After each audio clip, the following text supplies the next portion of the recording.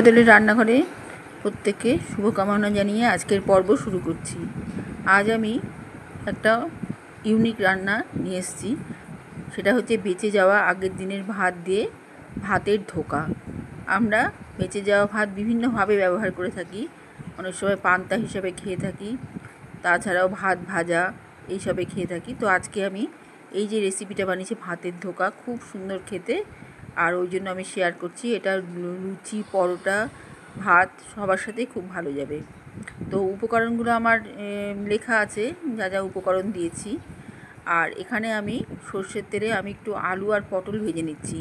এই রান্নাটায় আলু পটল দুটোই, এই ডালনার মধ্যে দুটোই দরকার, শুধু আলু দিলে ভালো লাগবে না।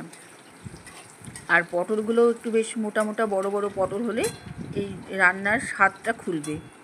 এবার আমি এই রকম করে ডুমো ডুমো করে আলু আর পটল কেটে বেশ লাল লাল করে ভেজে নিলাম, কিন্তু কড়া করে ভাজবো না, যাতে একটা রস রস ভাব থেকে যায় আলু আর পটলের মধ্যে। এবার আমি তুলে নিয়ে আলু পটলগুলো তুলে নিয়ে ওর মধ্যে আমি জিরে, আদা, লঙ্কা বাটা দিয়ে দিলাম। প্রথমে এখানে শুকনো লঙ্কা ব্যবহার করেছি, লঙ্কা বাটাটা। তারপরে দিয়ে দিচ্ছি টমেটো বাটা।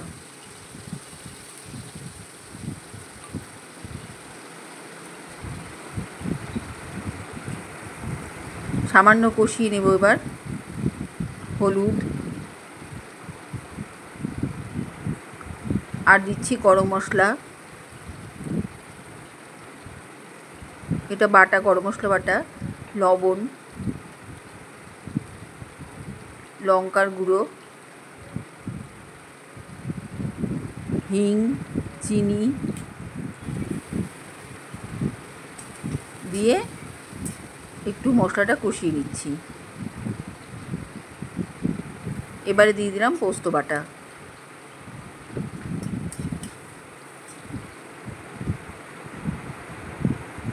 এখন দিচ্ছি আদার কুচি আর লঙ্কার কুচি, সব দিয়ে একটু নাড়াচাড়া করে নিচ্ছি, খুব একটা কষাবো না। এবারে আমি ভাতটাকে বেটে নিয়েছি, বাটা ভাতটা দিয়ে দিলাম। এটা আমি আজকে একটু ফ্রেশ ভাত দিয়ে রান্না করেছি, কিন্তু এটা বাসি ভাত ফেলে দেওয়ার থেকে এরকম করে করলে জিনিসটা দারুণ উপাদেয় হবে আর নষ্ট হবে না। বাসি ভাত দিয়েই এটা করা হয়। তো যাকে আমি মশলার সাথে এই বেটে রাখা ভাতটা ভালো করে কষিয়ে নিচ্ছি। আর পরিমাণ মতো মটর ডাল সেদ্ধ দিয়ে দিলাম। এর মধ্যে লবণ দেওয়া ছিল না, সেদ্ধ ডালের মধ্যে দিয়ে আমি সব শুদ্ধ কষিয়ে নিচ্ছি।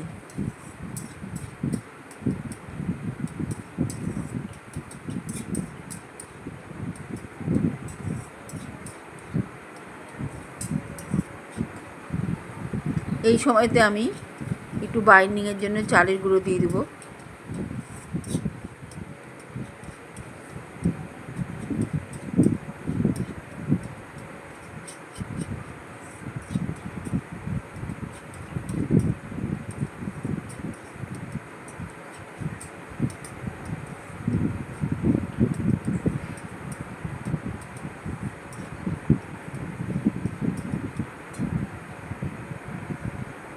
আবার একটু গরম মশলার বাটা দিলাম, কারণ এই সময় আমি নামিয়ে নেবো এটা। আর এখন গরম মশলা বাটাটা দেওয়ার জন্য এই ফ্লেভারটা থেকে যাবে।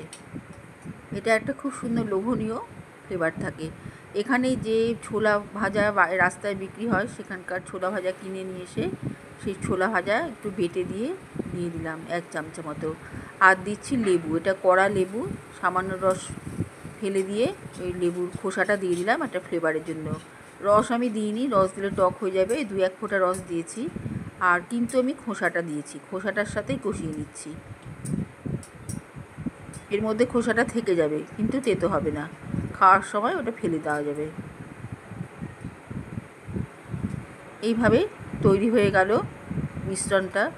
এবার আমি থালার মধ্যে ঘি মাখিয়ে নিচ্ছি। মিশ্রণটা থেকেও বেশ তেল ছেড়ে এসছে।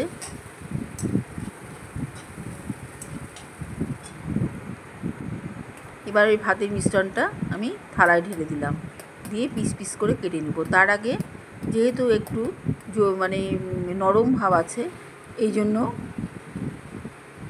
এর উপর দিয়ে একটু বেসন ছিটিয়ে দিচ্ছি। শুকনো বেসন ছিটিয়ে দেওয়াতে এটা টেনে নেবে, রস ভাবটা যেটুকু জলীয় ভাব আছে টেনে নেবে। আর বেসনটা একটু কমই দিতে হবে, কারণ বেসনের স্বাদটা যাতে থেকে না যায়, আসল জিনিসের স্বাদটা যাতে থাকে, সেই জন্য এটাকে জাস্ট একটু উপর দিয়ে ছড়িয়ে একটু শুকিয়ে নিচ্ছি। বেসনটা দিয়ে আমি মাখবো না, এইরকম করে বেসনটা দিয়ে রসটা টানিয়ে নেব।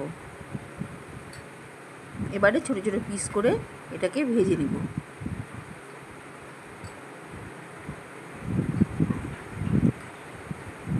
এখানে লাইটের একটু ডাউন হয়ে গিয়েছে, লাইটটা ওই জন্য একটু অন্ধকার অন্ধকার এসছে ভোল্টেজটা। যাকে এবার আমি পিস পিস করে কেটে নিলাম ধোকাগুলো। কেটে নেওয়ার পরে এবার আমি ভেজে নিব।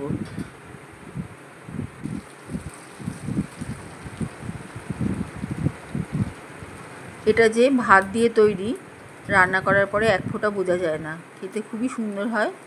এমনকি দোকানের যে মশলা ধোকা আমরা পাউডার কিনতে পাওয়া যায়, সেই রকমই টেস্ট হয় এটার। যাকে আমি ধোকাগুলো সব ভেজে তুলে রাখছি। এবারে যে এক্সট্রা তেলটা আছে ধোকা ভাজার পরে, তার মধ্যে যেই মশলাগুলো বাটনাগুলো আমি দিয়েছিলাম এই ধোকার মিশ্রণটা তৈরি করতে, সেই মশলাগুলো আমি অল্প অল্প করে রেখে দিয়েছি। এবার একে একে সব মিশ্রণ তেলের মধ্যে দিয়ে দিচ্ছি।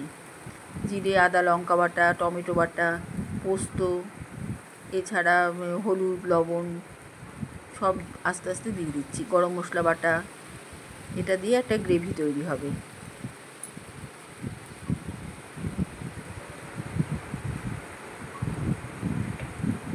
লবণ দিয়ে দিলাম।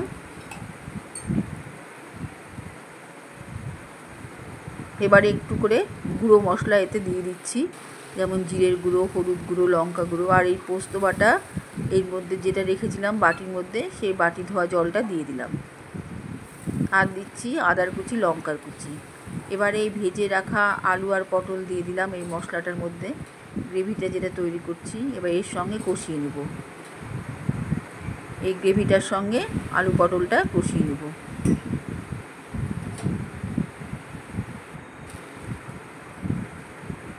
তার আগে একটু হলুদ দিয়ে দিলাম,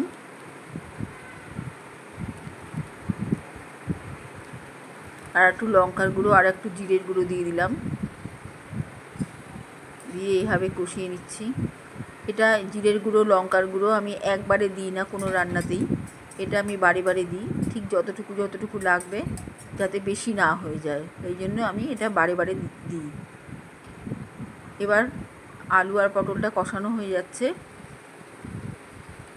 এবার আমি ভেজে রাখা ধোকাগুলো যেগুলো ভাজলাম সেগুলো দিয়ে দিচ্ছি, দিয়ে ঢাকা দিয়ে দিলাম। এবার আলু পটল থেকে যে তেল ছাড়লো, এবার তার সাথে ধোকাটা একটু মিশিয়ে নিব। মিশিয়ে আবার এই ধোকাগুলো আমি তুলে রেখে দেবো অন্য একটা জায়গায়। মোটামুটি এর থেকে তেল ছেড়েছে। এবার আমি এগুলো তুলে রাখছি এই জন্য যে এখন আমি একটু কষিয়ে নিয়ে তারপরে ঝোল দিব, আর এই জন্য ধোকাগুলো সরিয়ে রাখছি, ভেঙে যেতে পারে তার জন্য।